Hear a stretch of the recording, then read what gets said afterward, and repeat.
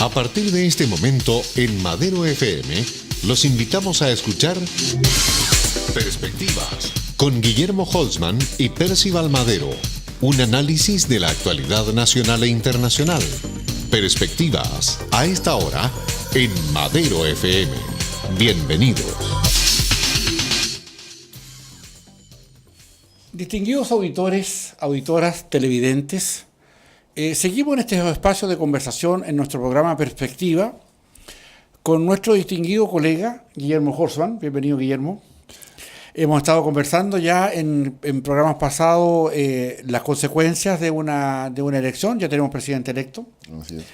Y Guillermo, sabemos que has entregado un montón de opiniones a digamos, medios de comunicación extranjeros y chilenos, y te has hecho y has sido muy recurrido y por eso queremos agradecerte muy sinceramente que tengas la bondad y la paciencia de venir a acompañarnos a una radio, digamos, del norte, que es tu norte también. Queremos recordar que Guillermo es un distinguido ariqueño, es un hombre del norte, ¿ya? Que estudiamos juntos en la Escuela de Minas de Copiapó hace muchos años. Ambos somos ingenieros del área minera, pero también, como cosa muy casual, ambos también somos cientistas políticos.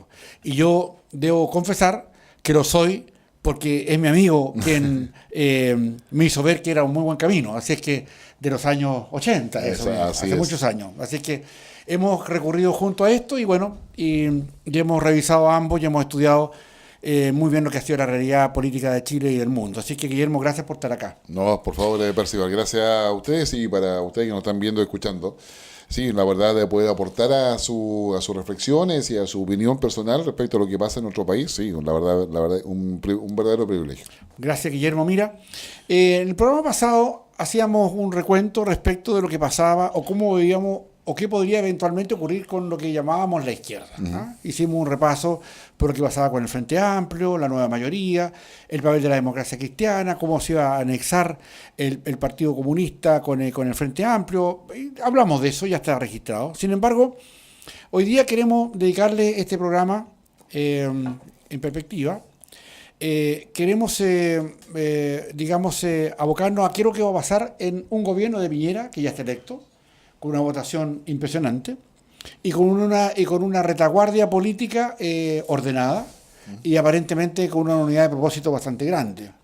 Entonces, ¿qué debiéramos esperar de este gobierno? Y primero, cómo tú interpretas esta vuelta que hace que Piñera obtenga una votación de un 55% versus un 45% de Guillier. ¿Por qué a tu juicio finalmente ocurre eso? A ver, yo creo que en primer lugar Piñera logra ampliar su oferta programática y la amplía de manera, digamos, obvia desde el punto de vista de manual electoral, ¿no es cierto? O sea, sumando lo que son la disposición y voluntad de José Antonio Kast, y por lo tanto amplía un poco su discurso hacia esa propuesta de José Antonio. Logra también ampliarlas y atraer a quien había sido su adversario político dentro de la primaria de Chile Vamos, que es Osandón. Y con eso también incorpora una cosa que no es menor, este suerte de concepto de Osandón, de esta derecha social, ¿ya? Y con lo cual Piñera se abre a colocar y nombrar el tema de gratuidad, establecer compromisos en términos educacionales, es decir, se abre hacia un espectro interesante que yo creo que consolida mucho su voto duro.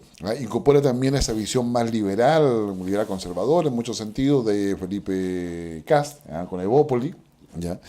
Y va sumando, y ahí yo creo que nace la primera línea importante de Piñera, esta idea de un gobierno de unidad nacional, digamos que ya expresada en su máxima, dicha en su máxima expresión, pero que se abra a las distintas sensibilidades de la derecha que existen. No solamente aquellos que son conservadores, sino que también que son liberales netos. Y esa sumatoria, digamos, sin lugar a dudas, da cuenta del fortalecimiento de un voto duro de Piñera, digamos, importante y relevante. Pero a su vez también lo hace creíble. Lo hace creíble desde el punto de vista de sus capacidades, desde el punto de vista de sus propuestas económicas, mucho más creíble frente a las debilidades que muestra Guillier. Es decir, los errores de Guillier finalmente terminan dándole mayor fortaleza a Piñera. Un Piñera que sabe que no es grato para mucha gente, pero que sin embargo persiste y logra imponerse en términos de decir, sí, puede ser que yo lo sea simpático, no le sea simpático a mucha gente, pero yo estoy claro con esto. Y eso se logra no solamente por el cambio de formato o de propuesta que hace Piñera, sino por los errores de Guillier. Por lo tanto, yo diría que Piñera gana no solamente por la idea de poder generar una suerte de espacio común o lugar común para la gente de derecha, lo que se denomina derecha, sino también eso se produce por los errores de Guillier. Ahora, ese error fue tan garrafal que hizo que se cambiaran las circunstancias de un 55 versus un 45%. Sí. O pasa también porque se debilitan los apoyos de Guillier digamos, y el Frente Amplio no resuelve apoyarlo claramente. Digamos. Para mi modo de ver, la razón por la cual sí pasa eso es que ya Chile abandona los esquemas de izquierda-derecha del siglo XX y aparece un voto pragmático, que yo lo estimo en un 15 o 20% de quienes fueron a votar. Bien. ¿Ya? Y que en realidad vota en la migración del Estado hay una expresión que es el CBA. El CBA es el cómo voy ahí. ¿Cómo? ¿Ya? Bueno, el CBA, entonces tiene que ver a ver quién. O sea, yo tengo una familia, estoy pagando esto, me acostumbré a mi auto, me acostumbré a irme de viaje, qué sé yo, por Chile o el extranjero, aprovechar la oferta, en fin, de cuánta cosa que me ofrece. Tengo acceso al crédito, lo puedo pagar. ¿Quién me ofrece crecimiento? Porque si no tengo crecimiento, el país no funciona. Eso ya me convencía. O sea, es decir, no requiero ser de derecha para que eso sea así. O sea, hay una relación directa entre crecimiento y lo que yo tengo en el bolsillo. Entonces esa relación pragmática, yo diría que finalmente termina dando más confianza a Piñera, independientemente de que yo haya votado antes incluso por Artés, en la primera vuelta, qué sé yo, por Marco Enrico Minami. O sea, es decir, ahora enfrentado a la segunda vuelta, mi voto es pragmático. Haya votado por Beatriz Sánchez porque sí, colocó temas nuevos, interesantes, no más transparencia, no corrupción, en fin, hay que cambiar las cosas para que esto sea más equitativo. Yo estoy de acuerdo que eso es equitativo, pero no me lo quiten a mí. Claro. Hagamos que para que haya más equitativo, digamos, tiene que haber más crecimiento, porque así yo sigo con lo que tengo y los demás también tienen. Entonces, hay un pensamiento de sentido común y pragmático, que no está tan preocupado de la ideología, de lo que dijo Marx o no dijo, si es neomarxismo o no neomarxismo, si eso salimos del siglo XXI, si es derecha del siglo XXI, siglo XX, no. Dígame el CBA, ¿cómo voy ahí? ¿Qué cosas me están ofreciendo a mí realmente como para yo votar? Y yo creo que eso es lo que da el vuelco.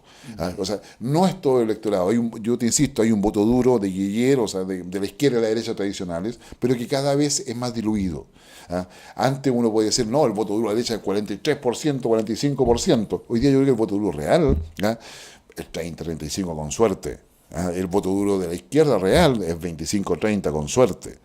Todos los demás se construyen. Perfecto, mira qué interesante. Ahora, la expectativa del desarrollo del gobierno de Piñera es bastante halagüeño en función de que él está ordenado con sus huestes y tiene al frente de él una oposición que puede ser una oposición bastante diluida si no se ponen de acuerdo. Aparentemente se van a poner de acuerdo, lo que dice la lógica política, pero no tienen unidad de propósitos. ¿Cuán favorable es entonces para el gobierno de Piñera tener una oposición tan diluida, a pesar de que tienen una leve mayoría en el Congreso? A ver, yo diría que esto es una oportunidad, pero también implica toda una estrategia. Es decir, o sea, enfrentado a esa situación tú no puedes improvisar nada. O sea, y en esa perspectiva, la manera en que todo empieza por el gabinete que designe Piñera. Empezando por el gabinete. Y ahí se requiere experiencia política.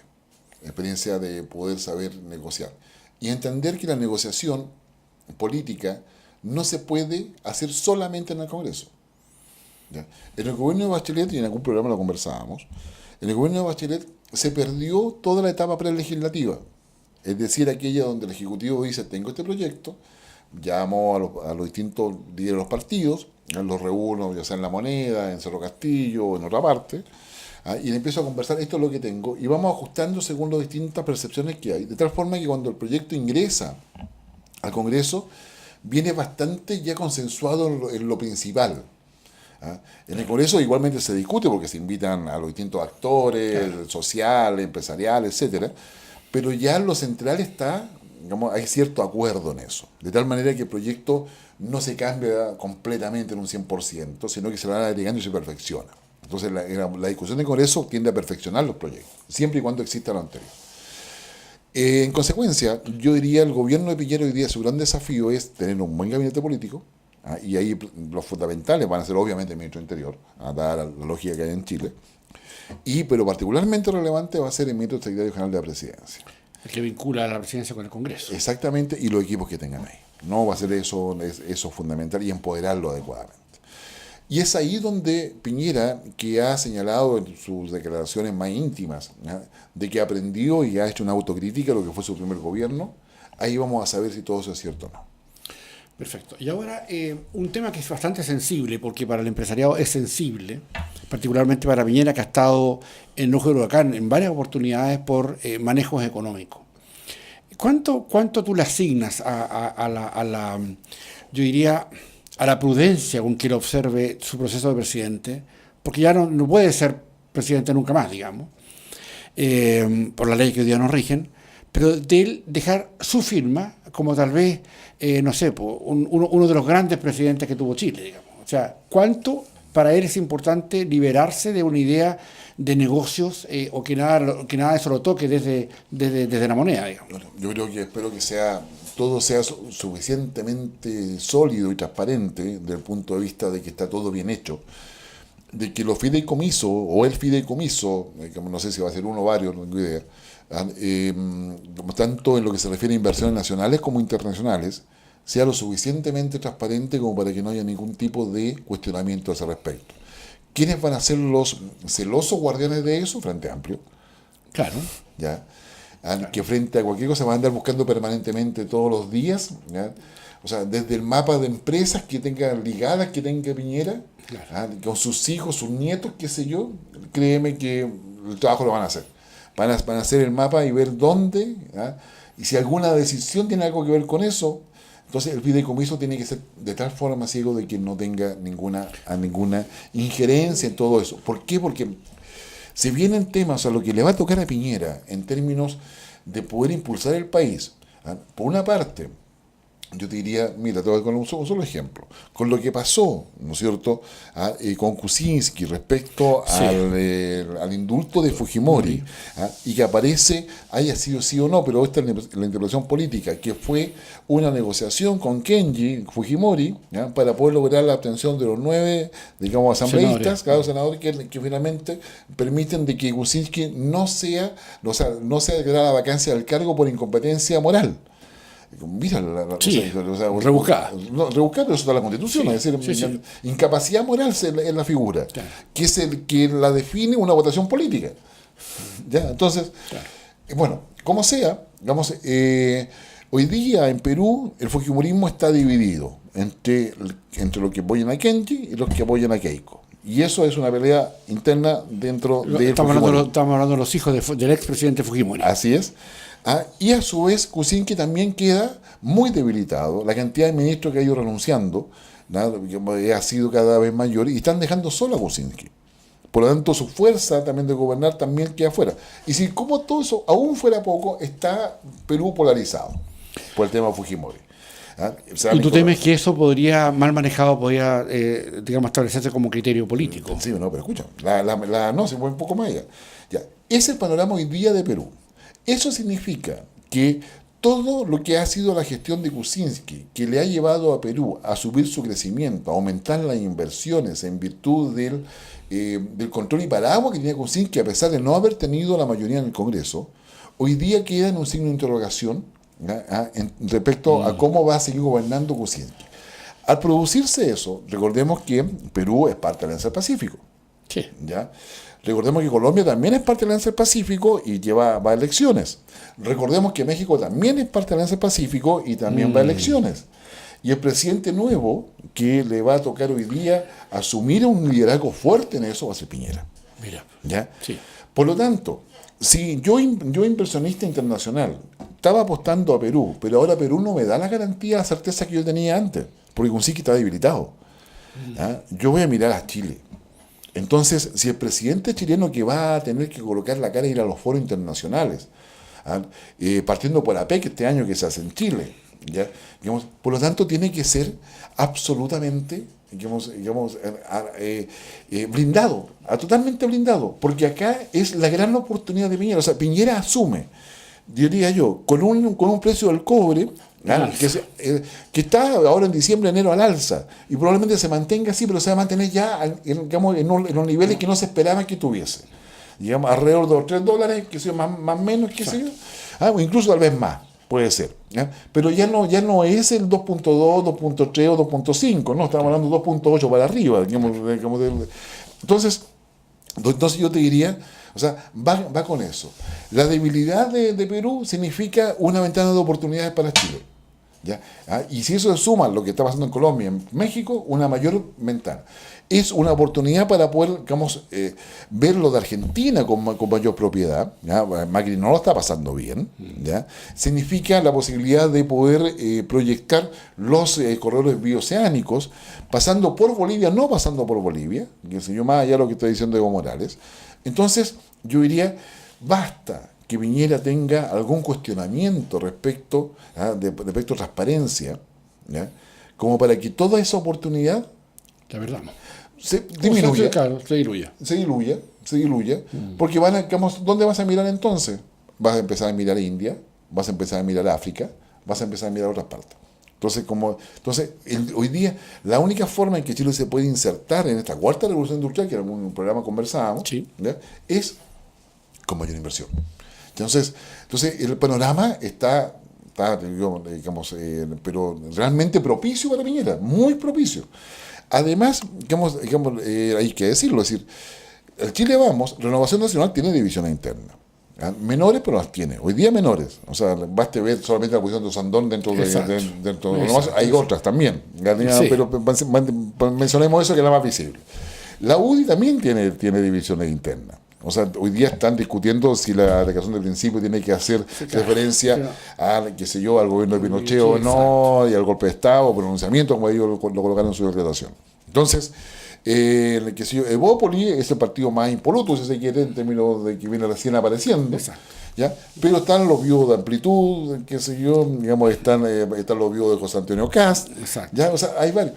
Ahora, la gracia que tiene todo esto para Piñera es que el poder tiene esa capacidad de pegamento impresionante.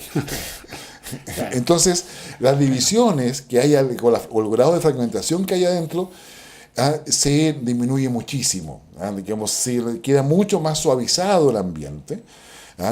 Y eso va a ser responsabilidad de cómo lo maneje Piñera. Entonces yo diría Piñera tiene el escenario más propicio. Tiene el apoyo de los concertacionistas, quizás que no se traduzca en voto, pero en términos de colocar orden en distintas áreas de la economía y la política y la sociedad, están. O sea, Ricardo Lagos no va a ir a aplaudir a Piñera, pero tampoco lo va a ir a pifiar, y le va a reconocer una cosa y le va a criticar la otra. Pero eso es republicano, absolutamente. Entonces, ese movimiento de Piñera, o sea, Piñera tiene hoy día un escenario impensado completamente, en términos de la capacidad de gestión. Y es en ese escenario, donde lo conversamos en el programa anterior, donde Frente Amplio va a tener que ver si acaso se puede poner de acuerdo internamente y qué oposición va a hacer. Y es en ese escenario donde lo que quiera el partido de la nueva mayoría, internamente, PS, PPD, PRCD, van a tener que ver qué hacen o se juegan todo por la personal. Y es ahí donde Piñera va a enfrentar el diseño de gestión política que quiere hacer.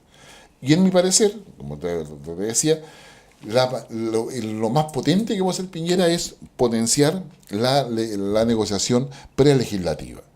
Porque es ahí donde tiene todas las de ganar. ¿Ya? Porque no se lo juega antes, y el voto sale después, pero no se la juega completa en el Congreso, donde el Frente Amplio le va a colocar todas las trabas del mundo. Exacto. Ahora eso, Guillermo, pasa también, claro, extraordinario la visión para establecer que Piñera tiene o sea, un camino prácticamente pavimentado para hacer un buen gobierno, siempre que no cometa algún error.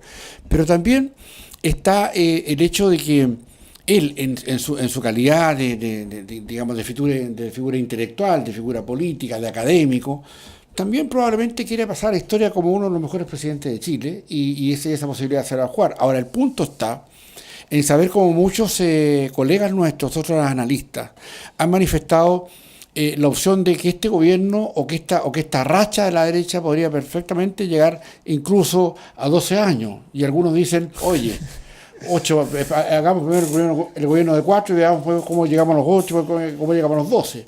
Pero todo da, como tenemos una oposición dividida, una izquierda que se está tragando una a otra, con una democracia cristiana que no entra en el proceso todavía porque no quiere estar al lado del sector comunista a los años anteriores.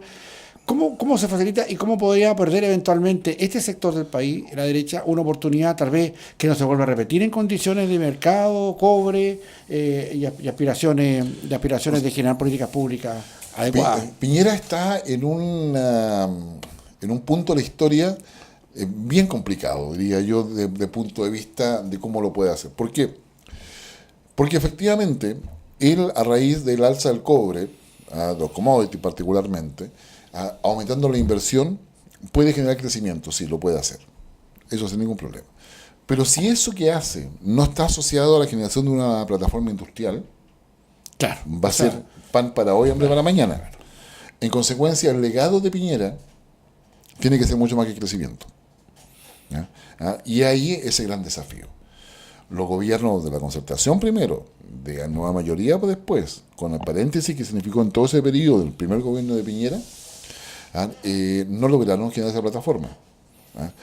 Yo me recuerdo de Fernando Flores, sí, el Comité por la Innovación. Los documentos están, las ideas están. Si no hay que inventar nada, créame que no. Digamos, la idea de generar los clústeres como elemento esencial de potenciamiento, ¿no es cierto?, de este proceso de industrialización, sí, a nivel regional, para poder juntar a la universidad, a los distintos sectores reproductivos, etcétera, los emprendedores, pymes, etcétera, de cada región, se diluyó en el tiempo. Acá faltó voluntad, no digamos, sí, voluntad política por una parte, pero el juego de intereses fue mucho mayor. Entonces, acá hay decisiones muy relevantes que el gobierno de Piñera tiene que tomar. Y dependiendo de esas decisiones es que él va a poder pasar la historia o no. Para aquellos que están pensando en que con este triunfo, o sea, para aquellos que piensan que un 54% de los chilenos son de derecha, están equivocados. Yo diría que los de derecha así tradicionales no son más de 45%. El 10% restante, el 9% restante, son personas pragmáticas que esperan mucho de Piñera. Votos prestados. Exactamente, votos prestados. Y como, y no es que se hayan sido de otra parte, sino que son netamente prestados, como tú bien lo dices. Por lo tanto, sería un error terrible pensar de que Chile, digamos, pasó a ser de derecha de la noche a la mañana. No, eso no funciona así. Perfecto. Ahora, en la nueva orgánica de la administración del Estado, ¿tú piensas que Piñera va a poder aportar, porque este programa está, pero yo no sé con qué velocidad lo quiere hacer, acentos en la regionalización y en temas que donde hay amplios consensos o había amplios consensos en la concertación, en la nueva mayoría? Yo ojalá lo pueda hacer y quiere hacerlo, pero estoy hablando de la elección de intendentes, de los gobernadores.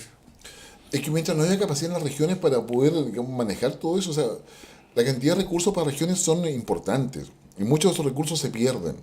Así es. Se pierden y se pierden miserablemente, si me parece la expresión tampoco ortodoxa, pero en términos de malos proyectos, no se saben hacer proyectos. La DIPRES está con un nivel de exigencia que son acorde a lo que piden los organismos internacionales, pero las capacidades profesionales para hacer proyectos acá en Chile, dentro del Estado, son bajas. Realmente, no obstante haber muy buenos profesionales. Tenemos problemas con la implementación de políticas, o sea, en términos de eficiencia, políticas públicas que siendo buenas a nivel regional no se implementan adecuadamente. Y tiene que ver también con esta suerte de distribución del poder político de los partidos políticos en la estructura del Estado. Entonces, ¿se requiere fortalecer una burocracia? Sí, se requiere fortalecerla. Entonces, ahí nos enfrentamos con un pensamiento de un sector de derecha que dice que hay demasiado Estado, entonces hay que disminuir el Estado. Yo, la verdad, no sé si hay mucho o poco Estado. Lo que yo sí sé es que se requiere una burocracia profesional y que el sector privado no sustituye a la burocracia del Estado. Ese tipo de políticas que han estado pendientes de tantas décadas. Me parece que lo conversamos en un programa, en un perspectiva anterior, pero el alojarla en las universidades para que esto lo que es lo público-privado tenga una relación, ¿te parece a ti como un asunto que podría impulsar Piñera para darle más fuerza? Yo la verdad diría que no. No, o sea, digamos, no es que la universidad no tenga que participar, pero yo creo que esta suerte de núcleo de pensamiento estratégico, núcleo estratégico de gestión gubernamental deben estar en la Intendencia. Las Bien. universidades, como en Chile, todavía no logran los vínculos necesarios con el sector productivo. ¿Ya? Y tiene que ver, voy a dar una larga explicación respecto a eso, por qué no sucede, pero cuesta mucho. De hecho, digamos, un núcleo que se dedique solamente al tema productivo significa generar al interior de las universidades una desigualdad en términos de ingresos de los académicos que trabajan en una y otra parte. Porque si tú estás en un núcleo dentro de una universidad privada o estatal, digamos, obviamente da lo mismo, tú estás vinculado con el sector productivo. X, forestal, Sí. pesca, da lo mismo. Y sucede que en virtud de cada cosa que tú estás haciendo, el privado te paga. ¿Ya? Entonces yo, la universidad me paga a mí una parte, y la otra parte la saco por los proyectos que tengo en el sector privado. Y sucede que si yo estoy ganando 100 y todos los profesores igual que yo ganan 100, pero yo estoy con el parte productivo, sucede que yo estoy ganando 500 mensual y los otros profesores siguen ganando 100. Claro, eso, engorroso, posiblemente. Y eso genera un conflicto al interior de la estructura universitaria muy potente que finalmente termina diciendo, ¿sabe qué? ¿Sabe? Usted no gana nada 500, sino que le voy a sacar más para darle bueno a los demás. Sí. ¿Ya? Entonces el otro dice, bueno, ¿y por qué? Pues si yo estoy haciendo Exacto. Entonces ahí hay un problema de mentalidad, de cultura organizacional, que yo diría para los efectos concretos, la universidad tiene que irse adecuando. ¿Ya? Y tiene que irse adecuando en tamaño, en tipo de carrera, en fin, hay una serie de discusiones que yo estoy viendo desde el punto de vista estratégico netamente, Sí, no claro. me estoy metiendo en problemas internos de lo que es la gestión universitaria, pero yo te diría, no, un núcleo de pensamiento estratégico debe estar ahí al lado de quienes toman decisiones en intendencia, ya el gobierno regional, o sea, el gobierno regional, el consejo regional, en fin, en las instancias respectivas. Los partidos que integran el Chile Vamos, a tu juicio, ¿cuáles deberían ser las conductas, dado esta tremenda oportunidad de ser gobierno, tal vez en una segunda o tercera oportunidad? A ver, yo diría entender que para que el gobierno de Piñera funcione, tienen que hacerlo funcionar a nivel local primero. Local. Local. ¿Tú, cuando hablas local, hablas de la ciudad? Sí, Ya. ciudad. O sea, yo diría hacerlo funcionar ahí. Y hacer un proceso bottom-up, o sea, decir, digamos, desde abajo hacia arriba. Preguntarse qué cosas se quieren en cada ciudad y de ahí motivar y hacer el motor regional y nacional. O sea, es decir, esta idea de que los planificadores, o sea, digamos, hacer el diagnóstico de salud, educación, transporte, urbanización, qué sé yo, significa cambiar planes reguladores. Mira, significa, digamos, colocar una fuerza de tarea importante en los municipios. Y que parte por los municipios de ellos, es natural, o sea, no va a partir por los municipios de tu adversario. No. Que signifique, yo te digo, o sea, darse cuenta de que hay una necesidad de que en lo local se noten las cosas. Y de ahí empezar a mirar, a hacer el contraste con las políticas públicas nacionales. Pero estoy seguro, o sea, la contaminación de Coyhaique, ¿ya?, es distinta a la contaminación de Temuco. ¿Ya? Entonces, por lo tanto, el municipio tiene mucho que hacer allá. Perfecto. O sea, y eso tiene que articularse con la región, y la región tiene recursos, y eso tiene que concatenarse con lo que pasa a nivel nacional. Pero no decirle a Coyhaique desde Santiago qué es lo que hay que hacer. Entonces, si logra cambiar, entonces tú preguntas cuál es el rol de los partidos, ese. Ir para allá, ir al territorio y recoger esa información. Porque acá arriba vamos a tener a los ministros políticos, vamos a tener el apoyo tecnocrático, pero se requiere un insumo de base. Guillermo, estamos terminando y antes de irnos de este análisis que hemos hecho respecto de lo que significa el gobierno de Piñera con todas las variables que van a influir en su gobierno, ¿qué te parece a ti finalmente si hay o no hay oportunidades para poder generar en nuestros liderazgos, particularmente en los que están alojados en el Congreso, en la Cámara, en el Senado, los nuevos fundamentalmente, los conocimientos que tengan que tener a objeto de que puedan legislar y ser también, o que tengan trazas de hombre de Estado? A ver, yo te diría, hace muchos años me he planteado la misma pregunta, igual que tú me lo has hecho tú. A ver, la democracia se basa en que la gente elige a quien mejor lo representa. ¿Ya? Y esa representación es intuitiva, ideológica, de feeling, tiene una serie de componentes ideológicos, por cierto, y también personales, o sea, cuán cercanos te sienten. Claro, digamos, en términos electorales, el manejo territorial que tengas, en fin, que te conozcan, hay una serie no va a ser muchas variables que inciden en todo eso. Pero al final de cuentas es el representante. ¿Es importante que el representante sea letrado? Yo me lo preguntaba así hace muchos años. ¿Es importante que sea ingeniero, doctor, que sea astrofísica, en fin? ¿O basta que sea un ciudadano que sepa leer y escribir? O sea, yo diría que debe tener competencias mínimas, leer y escribir, definitivamente. Porque el tema, él no es electo por su conocimiento, es electo porque tiene esa capacidad innata de un político de interpretar a quien representa. ¿Ya? Desde su perspectiva ideológica, si quiere, su mirada social, interpreta a quien representa. Por lo tanto, no le podemos pedir a él que sea especialista en todo. Entonces, el tema, ¿dónde recae? En el Congreso particularmente, en que haya una plataforma de asesoría profesional adecuada, a nivel de comisiones particularmente, que es el lugar más importante donde se debaten las leyes. Así es. Es decir, donde cada diputado, o sea, yo sin saber, o sea, sabiendo leer y escribir nada más si te profesión, he ido incluso a la universidad, soy diputado, pero voy a la comisión, y estoy en la comisión, no sé, de Constitución, Legislación y Justicia, estoy en la Constitución, no sé, de Pesca, estoy en la comisión, la comisión, qué sé yo, de Electricidad, Energía, y yo de eso no tengo idea. Pero sí sé que en términos de Constitución yo quiero que haya los mismos derechos para toda la gente que está en mi distrito.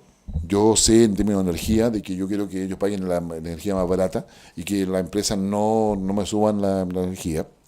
En términos de pesca, yo quiero que mis pescadores artesanales tengan asegurado la pesca y que tengan la posibilidad de que el recurso de pesca se vaya renovando adecuadamente, cuando tiene que haber. Ahora, como yo sé que quiero eso. Ahora, ¿cómo se hace eso? No tengo idea. ¿Quién me lo va a decir? Los asesores de la comisión. Perfecto. Entonces, en los congresos. Tú alojas entonces el poder de la determinación política en el parlamentario y la determinación técnica en una. Eso es lo que hace, lo que yo conozco de otros congresos de democracia desarrollada, eso es lo que pasa. Es decir, ya, diputado, ¿usted qué cosa quiere? No, yo quiero que nadie pague más de 100 pesos en energía. Eso se importa. Cuando uno dice eso, cuando el diputado te dice eso significa modificar un algoritmo, una fórmula inmensa que créeme que es inmensa. ¿Ya? Incomprensible para muchos, yo diría para el 99,9% de los cristianos es incomprensible. ¿Ya? Los técnicos se ponen de acuerdo en eso. El criterio político lo da el representante. Entonces la asesoría pasa a ser fundamental y eso tenemos debilidad en Chile. Porque ese punto yo te lo planteo porque eso me da la impresión a mí que dentro del gobierno de Piñera eso va a ser también importante para que la presentación, la participación particularmente del opositor no sea tan ideologizada probablemente, sino que sea más conducida hacia lo que se quiere como bien común de país, que es lo que ha propuesto Piñera. Exactamente. Guillermo, hemos llegado al final de este nuevo bloque en perspectiva. Y bueno, y te queremos agradecer como siempre tu participación y tus conceptos que claramente nos ayudan a que nuestros auditores y televidentes tengan una opinión más formada de lo que está hoy día discutiendo. Y te invitamos para otras oportunidades para poder seguir conversando respecto de cómo se articula este gobierno, cómo se articula nuestro país y finalmente cómo también desde nuestro programa sugerimos modalidades de trabajo para un trabajo mejor, para tener un país mejor para todos. Muchas gracias. No, gracias a ti, Percival, y gracias a ustedes por la paciencia y por poder dejar que le aportemos algo a este proceso de pensamiento y reflexión sobre Chile. Muchas gracias y hasta una nueva oportunidad. Gracias, Guillermo. No, gracias a ustedes. Aquí concluye Perspectivas con Guillermo Holzman y Percival Madero. La actualidad nacional e internacional cada jueves desde las 2 de la tarde.